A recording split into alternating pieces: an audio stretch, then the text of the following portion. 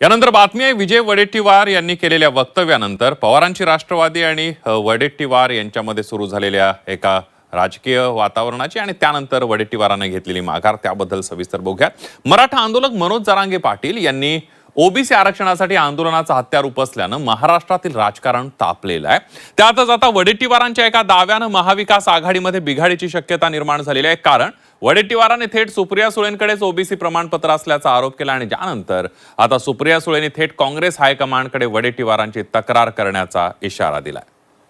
आपण बघतोय विजय वडेट्टीवार यांनी पहिल्यांदा दावा केलेला आहे। ज्यावेळेला पत्रकारांनी प्रश्न विचारला त्यावेळेला विजय वडेट्टीवार म्हणाले की 90% मराठा नेत्यांनी ओबीसींची प्रमाणपत्र काढलेली आहेत आणि त्यावेळेला त्यांनी सुप्रिया सुळेंचं सुद्धा नाव घेतल्याचं पाहायला मिळालं। त्यानंतर कशा प्रकारे पवारांची राष्ट्रवादी आक्रमक झाली बघूया एका रिपोर्टमध्ये।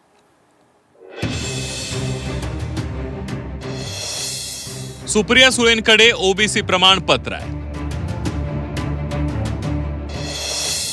विजय वडेट्टीवारांच्या दाव्यानं खळबळ। सुळेंची काँग्रेस हायकमांडकडे तक्रार।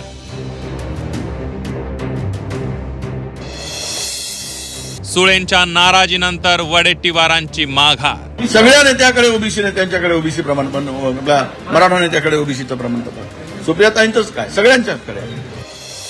काँग्रेसचे ज्येष्ठ नेते आणि विधानसभेतील गटनेते विजय वडेट्टीवार यांचा हा दावा। खरं तर आधीच मनोज जरांगे पाटलांच्या मराठा समाजाला कुणबी प्रमाणपत्र देण्याच्या मागणीमुळे महाराष्ट्राचं राजकारण तापलंय। जरांगे पाटील यांच्या या मागणीला ओबीसींकडून तीव्र विरोध झाला।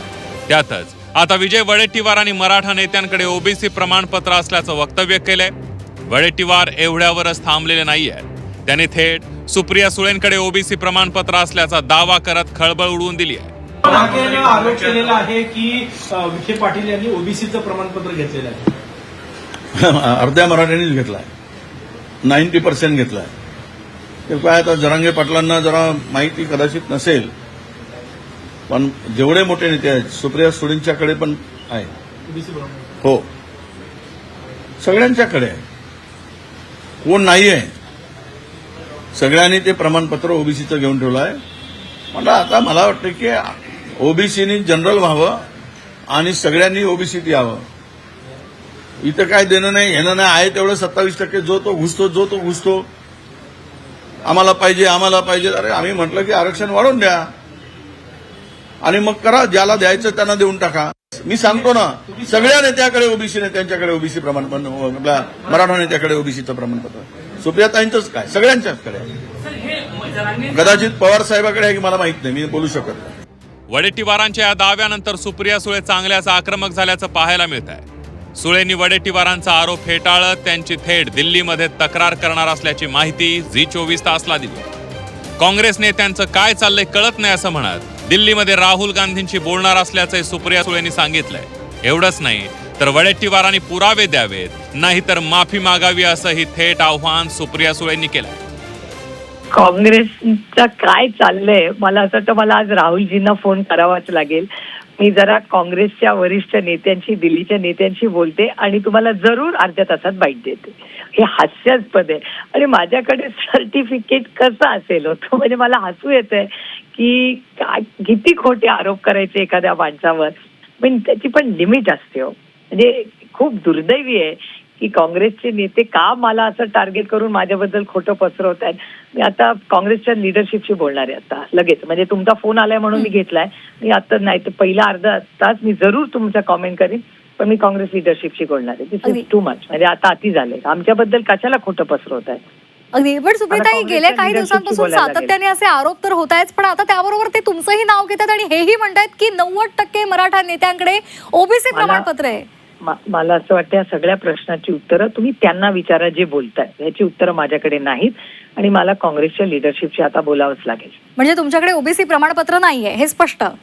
ऑब्व्हियसली, अहो कसं असेल माझ्याकडे, मी म्हणजे कसं मला दिलेलं नाहीये ना। सुप्रिया सुळेंकडे ओबीसी प्रमाणपत्र असल्याचा दावा वडेट्टीवारांनी केल्यानंतर महाविकास आघाडीत बिघाडीची शक्यता आहे। महाविकास आघाडीच्या एकीमध्ये खडा टाकू नका असा इशारा राष्ट्रवादी शरद पवार पक्षाचे प्रदेशाध्यक्ष शशिकांत शिंदेंनी दिला। तसंच संयमाची परीक्षा पाहू नका असा सूचक इशाराही त्यांनी दिला। काँग्रेस नेत्यांनी वडेट्टीवारांना समज द्यावी अशी मागणी शशिकांत शिंदे यांच्याकडून करण्यात आली.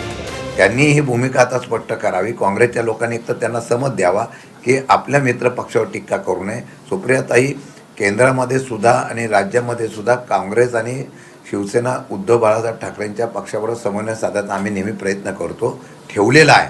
पण अशा प्रकारे जर बोलत असेल तर मग मला उलटा प्रश्न आहे. काँग्रेस नेते विजय वडेट्टीवारांनी सुप्रिया सुळेंबाबत केलेल्या दाव्यानंतर राजकारण तापलंय.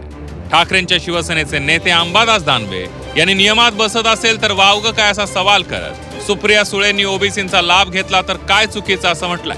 तर भाजपनं मात्र वडेट्टीवारांच्या विधानावरून सुळेंवर निशाणा साधलाय. त्याच्यामुळे असायला काही असलं तर मला असं वाटतं त्याच्यात काही वावगाशीच काही कारण नाही. प्रमाणपत्र असणं म्हणजे काय फरक पडतो त्याला? बऱ्याच जणांकडे प्रमाणपत्र असतो.